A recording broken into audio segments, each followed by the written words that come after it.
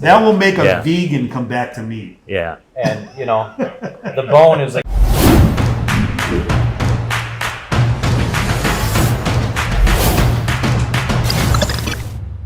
What's up, it's Luis from America's Best Restaurants, and we travel the country coast to coast to find the places where you need to eat at on a weekly basis. And today we are in Shelby Township, Michigan, at an incredible life-changing restaurant called Steakhouse 22. We're gonna get to talk to the three brothers. We got Harry, Billy, and George, and we're going to see some incredible items like their steak Oscar, plus a few other items, including their cowboy cut ribeye. Mind blowing. Look, I know you're hungry because you're watching me, so why don't you come with me? Let's go check it out.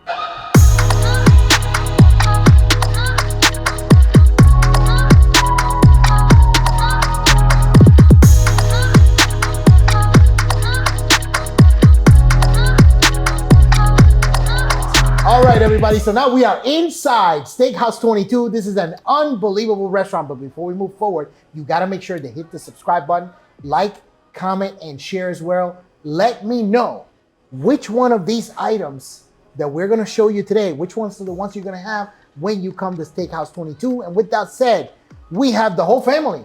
These are all the brothers. We got Harry, we got Billy, we got George. So guys, this is the second time I've seen Billy and George. Harry, I just met you today, so I appreciate you guys having us. This place is unbelievable.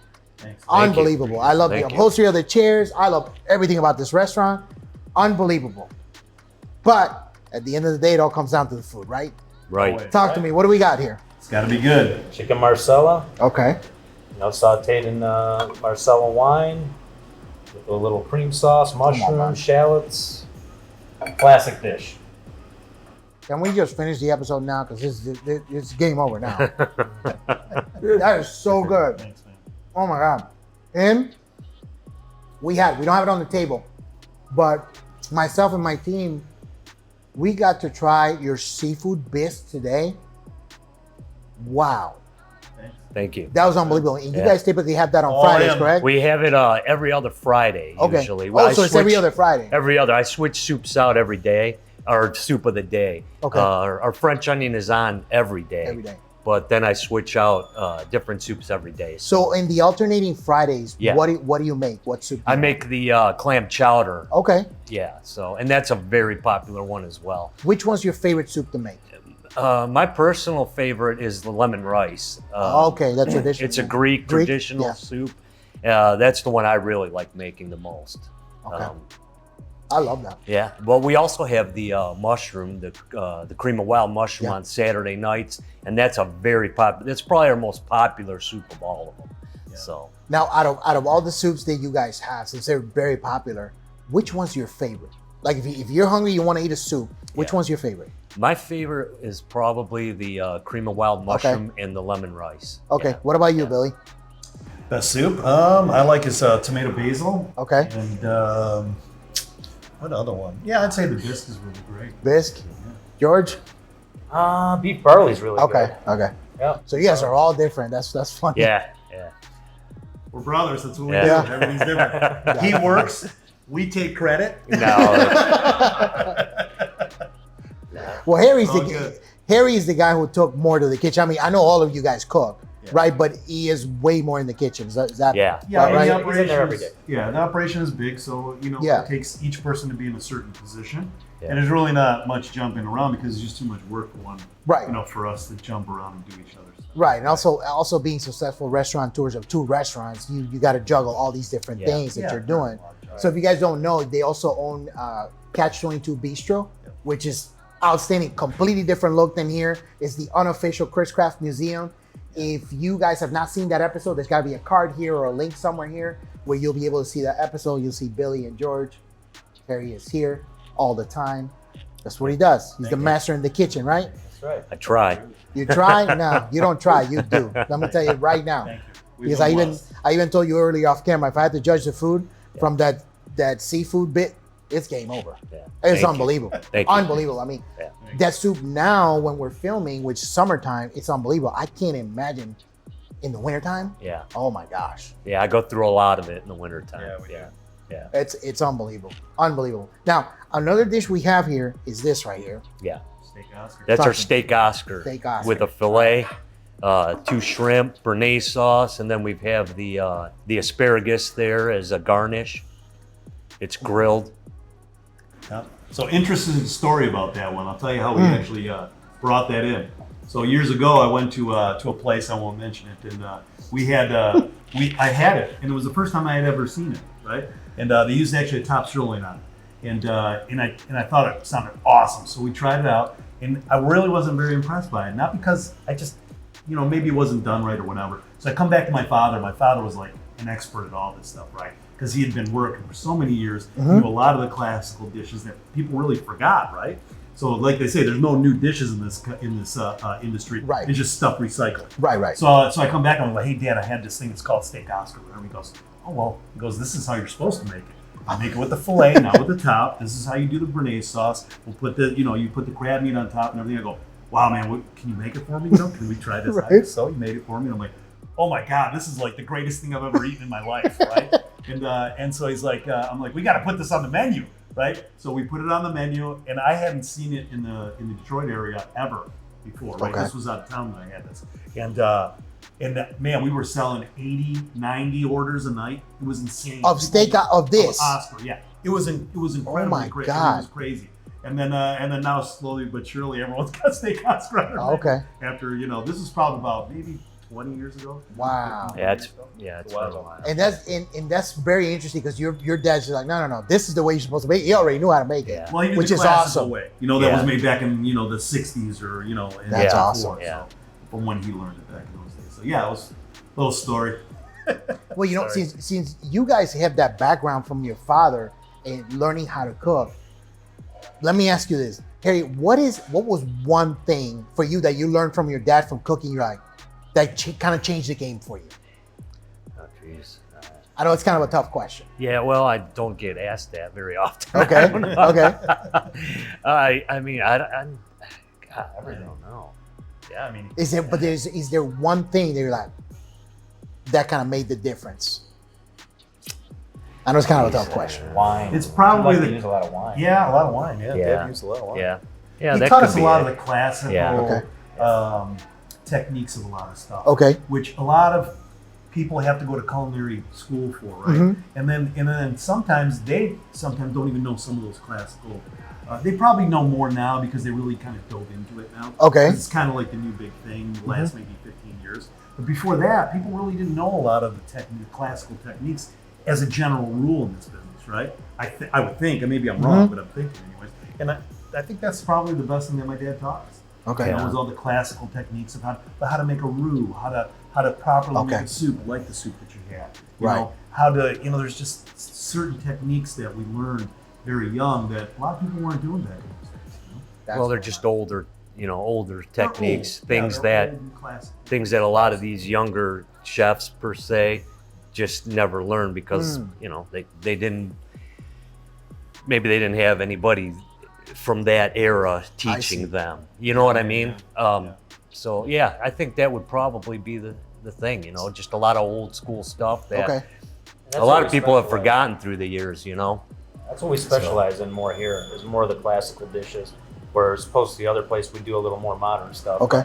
Here even the cocktail menus, all classical stuff. Like I was saying earlier, the old fashions and the martinis, the gimlets, and all the way down to the food where these are classical dishes. We like to Oscar do and classical Marsala stuff with a and- little modern twist sometimes. Yeah. Yep. And that's really what we're all about. Well, that's phenomenal that you guys had that kind of like encyclopedia of knowledge. Yeah. That was your dad Yeah. It's probably to the be able biggest to thing that teach we you all did. these Yeah, that things. helped a lot. Yeah. That taught us. He taught us a lot. Yeah. I mean, everything we know was Everything. from him. Now, came from him. now let me Everything. ask you this: was there ever a time that you went to your dad with something and he just didn't have the answer? Never. Never. I don't recall. Really? Never. Not when it comes to food. Now Yeah. when it comes to Okay. this, When it comes not to this. restaurants Well, sure. in general, no, he always knew Yeah. what he needed to Inevitably, do. he Always. would That's go awesome. like, back in, I don't know, 64 or whatever, I remember we did this in Ottawa, and this Yeah. is how we did it. or whatever. That's it was cool. Always, you always had the, oh yeah, I forgot about that. Yeah. You know, like he was like, yeah, I kind of forgot about that, but we used to do, you know, X, Y, or Z or whatever, right? You know, That's cool. Yeah. that's invaluable. Invaluable. I'm telling you, that's a big loss for us. We lost him about 10 years ago, and that's a big part of what we've lost. You know, was that encyclopedia of somebody who had not only knew those things. It wasn't something that he read in the book; he lived it. So That's the best. like, Yeah, you can't put a price better on than that. looking in a book, you know, than studying something or reading in the book. You lived it. You know what I mean? It's just awesome. Yeah. That's the one thing that's a big thing that we miss. Yeah, I can imagine. Well, I mean, what he taught you is invaluable because I mean, your food is outstanding, outstanding. Thank you. And the fact that you were able to learn from somebody who had that vast amount of knowledge, Yeah. man, Well, he taught us how to train our people too. We have excellent help. I want to say that too for both Yeah. places. We have some of the best help in the industry. I mean, these guys, to us, they're not employees; they're family. right? Yeah, we have staff that's been here over 20 years. Really? You Oh, don't yeah. see that Yeah. Wow. at places. Yeah. No, so I want to give a shout out to them guys because you know, without them, you know, it's a big Yeah. deal. Yeah. And you know what? Without all of us together working together, and that's what it's all about. You know, we work together for the common goal of making a good living, and that's really what we're doing, and giving I love people good quality and Giving people experience that you can't get at a chain or, Yeah. you know, a lot of this, you know, these modern restaurants Yeah. that they don't make it from scratch. Right. The other thing is we serve, we don't do everything a la carte. A lot of these places now, especially a steakhouse, you go to a steakhouse, you're getting the everything's steak, a la carte, yeah. and that's it. You might get lucky if you get a salad, but we give the starters, we give the sides, and we don't cheat people. You know, people are not going to walk out of here hungry. You're not going to spend $100 and then go down the street to McDonald's to get a burger because you didn't fill up. Right. It's the classic three-course meal that has been served for many years in this industry, and we really stick to that. Even though we can go to a la carte, we really don't want to because it's just not what we do. Right. You know, we want to do it properly, like we grew up learning. And I know that there's, you know, many more course dinners, but Sure. for us, it's the three-course dinner where you get the starter, soup, salad, coleslaw, whatever, and then you get your entree, and then you get soup, salad, or vegetable with that. Right. And that just seems to be the classical way for us in our lifetime. Well, not only that, it's also a way you honor your father because this is how your father taught you to do it, and you know that's the right way. So in a way, you guys not deviating from that. You're honoring what your father taught you, and that's awesome. For sure. I love that. I love that. Appreciate Now, that. George, you were cooking this in the kitchen, and I told you, come on, George. I thought we were friends. It's kind of like a low blow because I love this. So talk to me. What do we have here? Unstuffed tuna avocado. So we pan fry the tuna, and we grill the avocado on the charbroiler. That piece of avocado, and we cut up the in cubes tomatoes and avocado and tuna, and we just put it all on with the chipotle aioli on top. So Phenomenal. it's really Phenomenal, That man. was put together by one of my dad's proteges, Really? Ed Lynch, who put that together about 10 years ago, and it's been one of the biggest sellers. Oh, it's huge. Yeah. It's huge. People love They it. love it. Yeah. I've never seen this anywhere else. That's phenomenal. And that chipotle aioli, perfect pairing. It's keto. It's really good. It's also, I'm pretty sure it's gluten-free as well. This is so good. It's good. You got a lot Yeah. of benefits. Is it kind of like an appetizer? Yeah, Yeah, we, it's an we sell it appetizer. as an appetizer. Yeah. Okay. Yeah. But you can easily It's make it. phenomenal. Yeah. Phenomenal. Yeah. Phenomenal. So seared phenomenal. tuna Wow. cubed up with tomatoes and avocado. Yeah, it's great. It's phenomenal. That chipotle, that takes it to the next level. That's good, yeah. phenomenal, man. It's good. No, it's not good. It's phenomenal. Don't undersell it, Billy. Come on.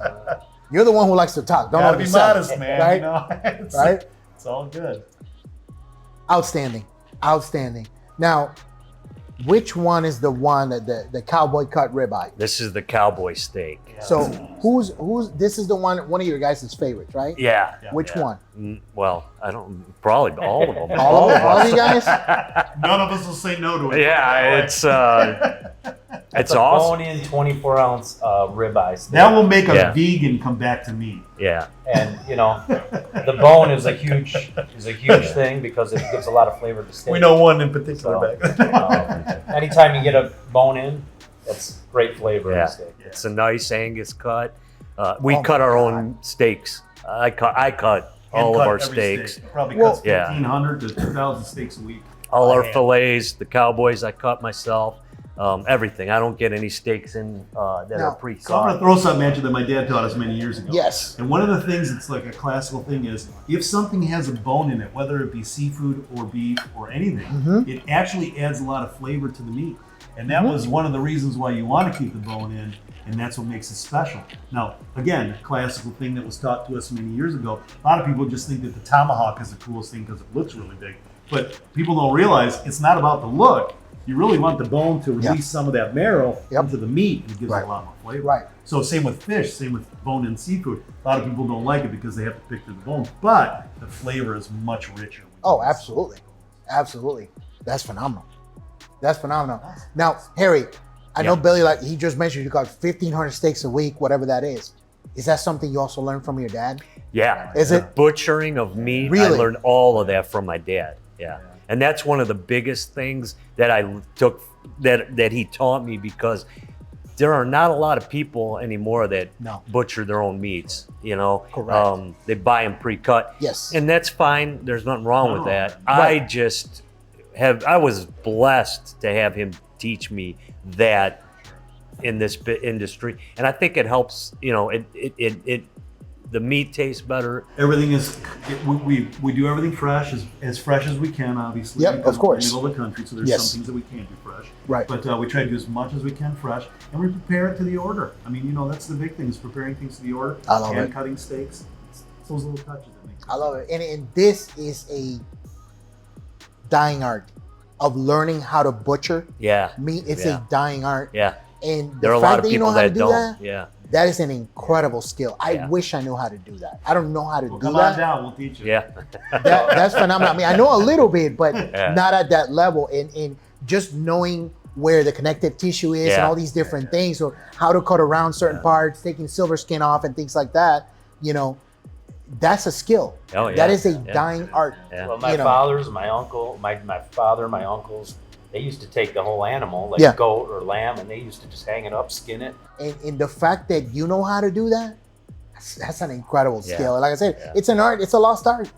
There aren't really people anymore that do this. Yeah, it's You know? yeah, it is. Yeah. I'll take that one. I'll keep it over here. Oh, no, you don't. You want to keep that close to you. Yes.